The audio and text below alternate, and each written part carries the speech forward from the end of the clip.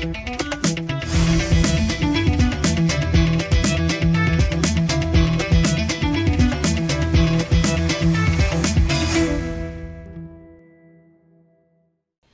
gente, meu nome é Flávia Souza e é uma honra estar aqui segurando o microfone do Sebrae Delas, esse projeto incrível que apoia e fortalece o empreendedorismo feminino em todo o estado de Santa Catarina e também Brasil afora.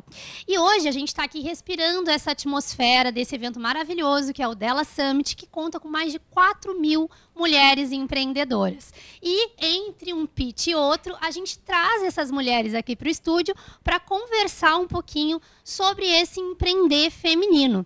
E é assim, com esses conteúdos, que nasce a segunda temporada do Delas Convida. E hoje o papo aqui é plural. Eu tenho a honra, o prazer de conversar com duas mulheres de tirar o fôlego. Eu tenho aqui comigo Sabrina Arocha, que é médica e conseguiu unir duas paixões aí, a medicina e o empreendedorismo, e também Titi Galdino, uma liderança de comunidade, mulher trans, que está abrindo aí caminhos no ecossistema de tecnologia. Bem-vindas, mulheres. Muito bom estar aqui com vocês. É um prazer ouvir um pouquinho da jornada de cada uma aí para inspirar tantas outras que estão nos escutando e também nos assistindo aqui no Delas Convida na segunda temporada. Sabrina, vou começar contigo aqui num papo certeiro, numa pergunta certeira, melhor dizendo. Como que foi a tua jornada, o teu caminho até chegar à USP? Quais foram os desafios aí nesse caminho? Bom, a minha jornada não tem como não citar os meus pais. Eu sou filha de imigrantes nordestinos no Rio de Janeiro, né? Eu sou maranhense de pai e mãe, nasci em São Gonçalo. Morava na Quebrada, mas eu fui uma criança privilegiada, né? Eu tive a oportunidade de estudar em bons colégios, fazer balé, fazer inglês. Meu pai é eletricista, mas ele trabalhava numa multinacional. Então, a minha família investiu em educação. Então, a minha mãe, né, é uma mulher semi-analfabeta, e ela falava, você tem que estudar, você tem que ser alguém na vida. Ela falava muito disso. E aí, eu sempre fui uma criança nerd, né? Gostava de estudar e tudo. E olhando para trás, né, em toda a minha história, só para resumir, eu vejo que eu escolhi a medicina não foi por questão de eu quero salvar o mundo. É porque eu queria uma carreira que me desse oportunidade, me desse acesso. E a gente sabe que a medicina é uma carreira que abre muitas portas. Então, nisso, eu estudei por 4 anos no cursinho pré-vestibular, foram 5 vestibulares, passei na Universidade Estadual do Rio de Janeiro. E lá na UERJ, hoje, olhando para trás, eu via que eu já tinha uma mentalidade empreendedora. Me botava para organizar um congresso, organizar uma liga acadêmica, inclusive eu fundei na época a Liga de Pediatria na UERJ, mandava fazer qualquer dessas coisas, eu amava. Colocava eu no centro cirúrgico para assistir cirurgia. Tipo, não era o que fazia meu coração vibrar. Enfim, as pessoas sempre acham que a gente sai do Rio de Janeiro por causa da violência, né? E, na verdade, não foi. Apesar de eu estar numa cidade também caótica agora, por causa do trânsito, está cada vez pior. Florianópolis, mas o Rio de Janeiro, por ser uma cidade muito grande, o deslocamento era muito ruim. Às vezes eu levava 4 horas para chegar em casa, assim, véspera de feriado. Então, eu resolvi vir para Florianópolis fazer a pediatria.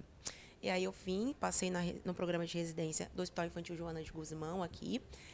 Lá, quando eu cheguei no hospital, eu descobri que em 50 anos de programa de residência de pediatria, nunca tinha entrado nenhuma pessoa preta. Então, não tem um dado oficial disso, tá? Quem está escutando não tem dado oficial, mas era o dado da Rádio Corredor. Quem é você? Quem é você? De onde você veio? Porque elas nunca tinham visto uma residente preta da pediatria. Existia de outras especialidades, mas especialmente da pediatria não tinha. E aí, quando eu terminei a minha residência de pediatria, eu resolvi fazer a nefrologia pediátrica, né? Só que em Santa Catarina não tem esse curso de residência. Foi quando eu fiz a prova para a USP e para a Unifesp, passei para 2 instituições e escolhi a USP. Foi um momento bem difícil, tá? Vou ser bem sincera. Foi um momento que a síndrome do impostor foi muito gritante na minha vida. Tive crise de ansiedade de parar no hospital.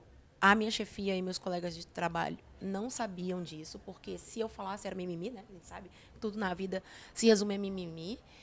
E foi um momento bem delicado, mas de muito aprendizado, né?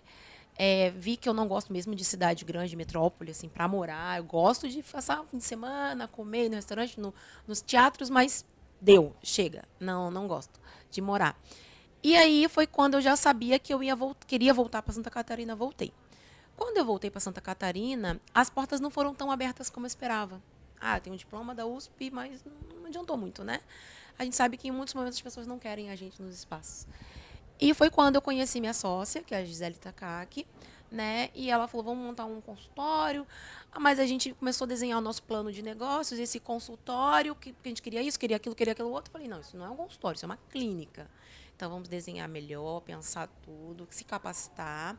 E aí foi quando surgiu a Clínica de Atendimento Integral da Criança, que fica aqui no Estreito, né, em Florianópolis. Que bacana, muito legal essa jornada que, falando assim, fácil, fui para a USP, vim, empreendi, mas a gente sabe que não é bem assim. Titi, me conta a tua história. Como é que é caminhar ainda hoje por caminhos tão tortuosos que ainda existem? Conta pra gente. Então, eu acho que todos os passos que eu acabo dando na minha vida, eles são passos dos quais eu sei que em algum momento vai ter uma barreira. Então, a gente planeja mentalmente, né, todas as dificuldades que vão aparecer. E desde o momento em que eu decidi assumir que eu sou uma mulher trans, né, publicamente, de iniciar todo esse processo de forma pública, porque eu já vinha, né, de um tempo psicológico, já mentalmente, né, tentando me entender e sabendo qual seria o momento exato para fazer com que a sociedade começasse a enfrentar um pouquinho essa realidade de quem era a Titi. E isso acabou acontecendo dentro da ACAT, né? Eu tive uma chance enorme de também ser privilegiada, né? De nascer dentro da ACAT, de me personificar, que eu adoro utilizar essa palavra, né? De algo que estava muito dentro de mim, dentro da ACAT. Ali eu tive muito contato com a rede de centros, que foi numa bolsa pesquisa com a FAPESC. Então, tinham dificuldades a serem enfrentadas na sociedade, que é o próprio preconceito que a gente vive, né, ele estrutural, diariamente, momentaneamente, de 24 horas por dia. Mas todas essas oportunidades que pessoas ao meu redor foram abrindo, foram as quais eu acabei me agarrando. Então, agradeço muito a Cati por me apoiar. Não foi uma das melhores experiências, né, corporativas que eu pude ter, porque existem desafios muito grandes, né, a serem enfrentadas quando você se assume dentro de uma corporação. Às vezes é muito mais fácil quando você entra já como uma mulher trans em relação a esse cuidado, a essa iniciação de cultura de diversidade e inclusão, mas quando você está dentro e você tem que letrar as pessoas a partir daquele momento e matar um personagem antigo, é muito difícil. E eu acho que esse foi o maior desafio em relação à sociedade, tá? Em relação a amizades, em relação à família, de matar quem eu era, ou matar a personagem que eu vim vivendo durante todos esses anos, para as pessoas entenderem que a partir desse momento é a Titi de verdade que está vivendo isso. Então, essa eu acho que foi o maior viés que até hoje acaba tendo realmente sombras que acabam vindo, né? De pessoas que a gente vai encontrando, que nos conheceram de uma forma e hoje somos de outras, né? Então, eu acho que isso fica como uma necessidade de resiliência dia a dia, mas estamos aqui, não desistimos, e eu acho que a paixão que eu tenho pelo ecossistema, pela liderança, pelas startups, pelo empreendedorismo em si, é o que me faz realmente enfrentar todas essas barreiras que vão. Não é por mim, é por quem está atrás de mim, sabe? Então, esse é o meu maior lema, de enfrentar todas essas dificuldades de sociedade, essas transfobias, esses preconceitos, porque o caminho que eu estou abrindo não é um caminho para a Titi, é um caminho para quem está vindo de mãos dadas comigo mesma. Com certeza facilitando aí muitos caminhos, tornando outras histórias muito diferentes da que você teve, talvez, né? Muito bacana. Sabrina, eu queria entender um pouquinho por que você começou a se interessar pelo mundo dos negócios, né? Porque, a princípio, você não teve também uma inspiração tão grande via familiar, né? No mundo do empreendedorismo, não era algo que tu tinha ali na tua casa, né? O que te levou para esse caminho? Primeiro porque tu foi para a medicina, e aí, sim, dali, o que aconteceu? Então, quando surgiu a proposta de abrir o consultório, eu vi que não era um consultório, né? Era uma clínica, tinha uma complexidade maior. E aí eu pensei no meu pai. Meu pai, ele chegou a abrir algumas empresas, né? Empresas de reparo, por exemplo, antigamente tinha reparo de liquidificador, essas empresas, assim, reparo de liquidificador, reparo de geladeira. E quando ele abriu essa empresa, as duas ou três que ele que ele teve faliram. E aí eu pensei, tá, eu vou abrir um consultório, que não vai ser um consultório, vai ser uma clínica, então eu preciso me capacitar para dar certo, fazer dar certo. E aí eu aprendi esse lema do empreendedor, né? Você vai fazer até dar certo, não tem escolha. E quando eu fui vendo isso, eu comecei a me capacitar e eu fui vendo que isso é uma coisa que bate meu coração muito mais, eu vou ser bem sincera, muito mais que a medicina. É algo que, assim, ó, me coloca... Eu estou no nível de congresso médico. Evento de empreendedorismo. Entendeu? Então, é algo que me impulsiona, sabe? E aí eu fui ver o porquê, né?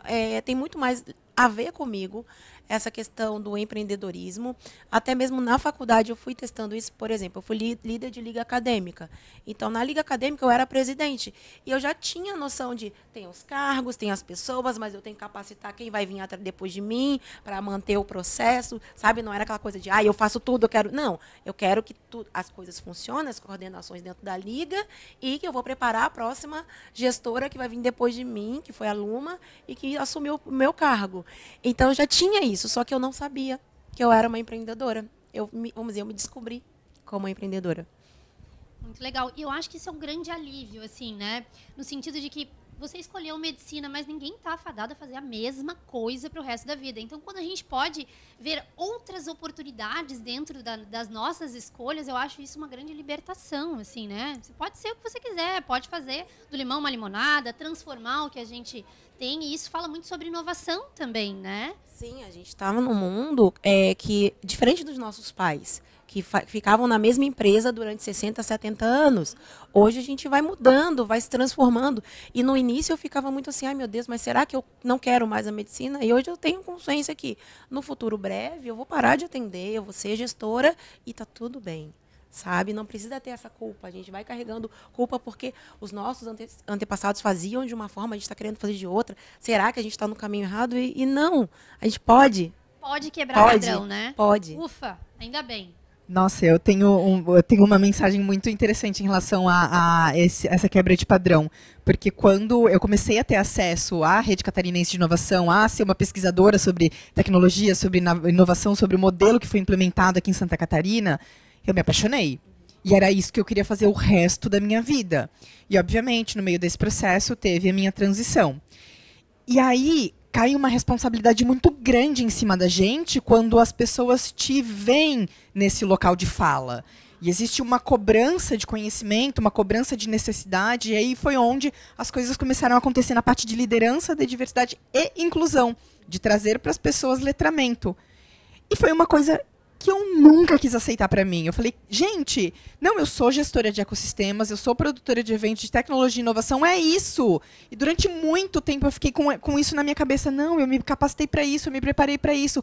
Não tem como eu me desprender agora e querer ser uma liderança de comunidade, diversidade e inclusão, fazer a implementação de cultura em grandes corporações, fazer implementação de cultura em startups. Era uma coisa que eu achava bizarro para mim. Só que viés de sociedade, viés do profissionalismo, me chamavam para falar sobre, para fazer palestras sobre, para fazer hackathons sobre. Chegou um momento que eu parei e pensei, gente, vamos quebrar padrão? Sabe? E o problema maior é que eu mesma tinha um preconceito comigo mesma por causa disso. Eu não sou uma mulher trans para falar só sobre diversidade. E uma das coisas que, dentro desses vieses que acabaram vindo de palestras, as pessoas, no final das palestras, sempre vinham. Tanto que hoje, eu acho que a minha palestra ela é extremamente longa, porque ela abrange um letramento muito grande de diversidade e inclusão. Vai falar sobre etarismo, vai falar sobre colorismo dentro da comunidade preta, vai falar sobre pigmentocracia. Então, esses conhecimentos eles foram vindo exatamente por causa da cobrança da sociedade nas minhas palestras. Titi, por que tu não falou de pessoa A? Por que tu não falou de diversidade B? Por que tu não, sabe, foi um crescimento, um conhecimento que eu tive que quebrar padrões todos os dias, de sim, eu sou a porta de entrada de conhecimento para essas pessoas sobre diversidade humana. Então, quando eu acabo fazendo, né, uma abordagem de palestra, ou uma abordagem de uma entrevista de podcast, eu não digo que eu falo sobre diversidade da pauta trans. Eu falo sobre diversidade humana. Porque o meu viés e o meu olhar para a sociedade, ele vai muito apurado dentro desse contexto. Eu não sou só uma mulher trans dentro do ecossistema e tecnologia. Eu sou uma mulher trans especialista em diversidade humana, porque o meu olhar aprendeu a prestar atenção em todos os preconceitos que a gente sofre dentro da nossa sociedade. Muito legal, Titi. Aproveitando esse gancho aí para falar de partilha de conhecimento, porque vocês duas também trabalham com essas mentorias, compartilhando, ensinando o que a gente aprende? Como é que é? Sim, ensinando, a gente aprende, conversando, interagindo com as pessoas, né? E pegando a pauta da diversidade, quanto mais diverso, a gente aprende mais. Se a gente ficar sempre na sala com as mesmas pessoas que pensam igual, a gente não vai aprender. Então, que bom que a gente está abrindo portas para trazer pessoas cada vez mais diversas para o espaço, porque às vezes a gente não pensa em uma coisa que para o outro é óbvio. E que, por que não trazer isso para o meu espaço, para a minha empresa, para minha, né, para minha corporação? Então, parabéns pelo seu trabalho.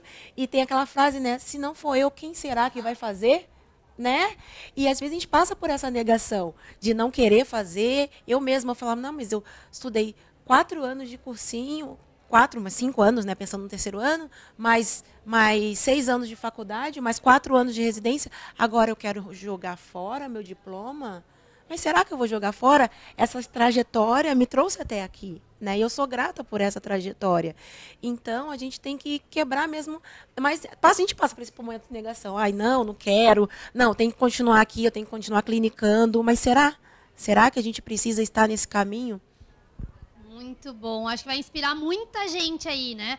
As mulheres que estão, às vezes, já querem empreender, trazendo aqui para o nosso espaço de empreendedorismo mesmo. Mas, nossa, eu tenho uma carreira, eu estudei para isso, né? O que a minha família vai dizer? Isso é o que eu mais ouço das pessoas, né? Será, Flávia, que é o momento de eu me arriscar? Né? Enfim, então, super inspiradoras essas conversas, essa troca aqui, porque a gente não precisa ser a mesma coisa para sempre, ainda bem. Titi, eu queria te perguntar hoje, né, na tua atuação, como é que tu vê a tua história de vida conectada com o teu trabalho hoje? Como é que tu enxerga essas tuas experiências até aqui com o que tu faz hoje? Como que isso se une? Ele é um case de sucesso. Ele é um modelo de negócio. Então, o que aconteceu comigo durante toda essa trajetória que eu tive dentro do ecossistema de inovação, eu faço com os meus clientes. Então, por exemplo, eu estou concorrendo no Startup Awards a ser uma das finalistas na parte de liderança de diversidade e inclusão. Então, para chegar até ali, teve um caminho de ativação muito grande. E muitas vezes foi um caminho que eu não escolhi, mas que ele me coloca num local de evidência muito interessante. É o Oscar das startups. É o ecossistema de inovação e tecnologia onde eu trabalho, onde é a minha expertise como produtora de eventos e como gestora de ecossistemas. Por que não deixar me levar para esse local onde eu vou ter palco, onde eu vou ter fala, onde eu vou ter momentos importantes, onde as pessoas vão me ouvir como uma liderança? Então, esse é muito o caminho e o modelo de negócio que eu utilizo com os meus clientes hoje. Olha, você é de CS, mas eu sei que você tem uma expertise de RH. E a gente vai ter uma palestra de RH e eu quero te convidar para palestrar lá. Então, muito do que aconteceu na minha vida foi sobre isso. Muitas vezes eu não fui para falar sobre eventos de tecnologia, mas eu fui falar sobre a pauta trans. Eu fui falar sobre racismo.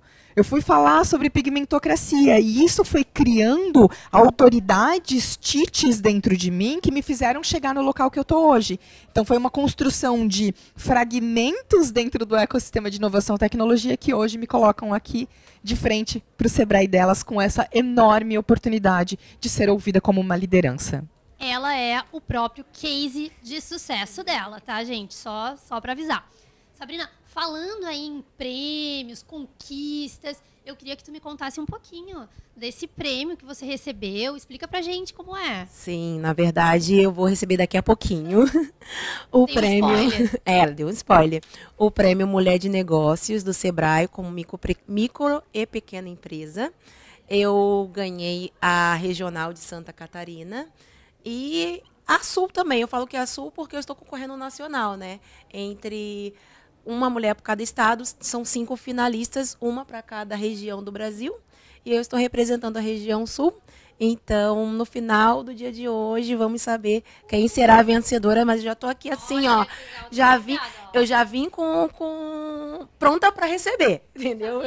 Já vim na vibração para receber o prêmio daqui a pouco. Muito legal, parabéns. Gente, para a gente ir encerrando, eu queria perguntar para vocês qual que é o maior legado de cada uma. Essa é difícil, né? Nossa, é difícil, né? Que as duas ficou assim, ó. Eu acho que o maior legado foi mais ou menos a frase que tu trouxe. Se não for eu, quem vai ser?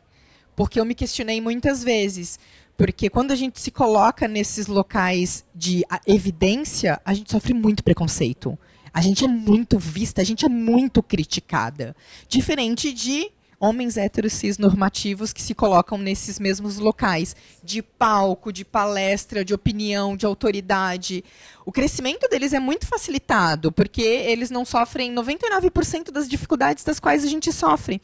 Então, acho que o maior legado é esse, da nossa coragem, da nossa capacidade de resiliência a enfrentar todos esses preconceitos e, mesmo assim, continuar pelo nosso pensamento maior, pela nossa alma, pela nossa identidade. A gente foca naquilo e ninguém barra a gente, por maiores os preconceitos que sejam. Então, se não for a gente, quem vai ser? Esse é o maior legado que eu levo. Adorei. No meu caso, eu penso muito em inspirar novas gerações. Nós vivemos numa geração, eu vivi numa geração que eu não via mulheres pretas de sucesso. Eu não tive oportunidade de me consultar com médicas pretas. Eu não tive oportunidade de conhecer. Até mesmo pensando no cabelo, né, na estética do cabelo, eu fui gostar do meu cabelo ali quando surgiu a Luciana Mello na televisão, a Elisa Lucinda, e eu olhava ela ainda na novela e falava, cabelo fake estranho, porque meu cabelo não era assim, né? Minha mãe já cuidava do meu cabelo de uma outra forma. E aí, me descobrindo como mulher preta, entendendo da importância, entendendo como inspirar novas gerações, acredito que esse é o meu legado, sabe? Da menininha preta falar assim, eu posso ser médica, eu posso ser uma empresária, eu posso ser milionária, eu posso ser rica, eu posso chegar lá.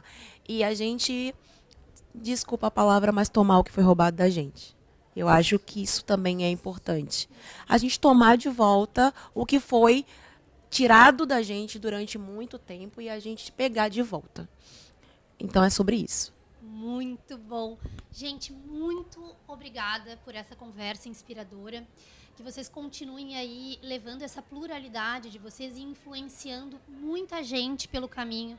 Que essas pessoas tenham coragem de dar outros passos, de se descobrir, de quebrar padrões que sejam necessários, que se façam necessários. Eu quero muitíssimo agradecer mais uma vez pela companhia de vocês no Delas Convida de hoje. E você já pensou em fazer parte desse time, ter mulheres incríveis e inspiradoras como rede de apoio, como fonte de trocas profundas e transformadoras?